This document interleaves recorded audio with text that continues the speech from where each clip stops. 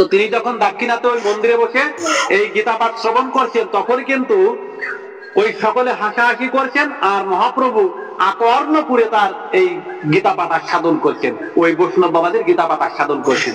যখন প্রত্যেকে মানে সকলে সেখান থেকে প্রস্থান করলো বা চলে গেল, তখন কিন্তু শ্রীমন মহাপ্রভু ওই বৈষ্ণব বাবাদের নিকটে এসে খুব ভালোবেসে স্কন্ধে তার হাতখানা রেখে জিজ্ঞাসা করলেন যে, আচ্ছা তুমি গীতা পাঠে এত তৃপ্তি পাও কেন? ওই বৈষ্ণব বাবাজি গীতা পাঠ করছেন বটে, কিন্তু ওই গীতার যে বিশ্বরূপ দর্শন যোগ, ওই বিশ্বরূপ দর্শনটা তিনি পাঠ করছেন, আর দু নয়ন ধারা বরিশন হচ্ছে, দু নয়ন ভরে তিনি কেঁদে চলছেন। এতেই কিন্তু মহাপ্রভু তৃপ্তি হলো। কিন্তু প্রত্যেকটি শ্লোক ভুল উচ্চারণ হচ্ছে, শ্লোকের যে উচ্চারণ গুলো সবগুলো ভুল হচ্ছে, তবুও মহাপ্রভু অসাধারণ ভাবে তৃপ্ত পাচ্ছেন, আনন্দ পাচ্ছেন।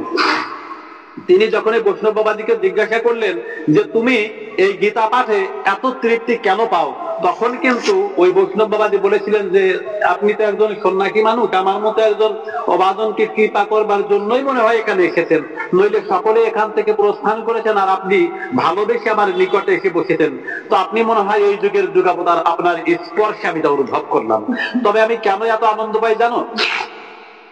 আমার গুরুদেবের আদেশে আমি এই গীতার বিশ্বরূপ দর্শন যোগটা পাঠ করে থাকি, আর যাবৎ পাঠ তাবৎ পাই তাহার দর্শন, এই হেতু গীতা পাঠে মোর না ছাড়ে মন।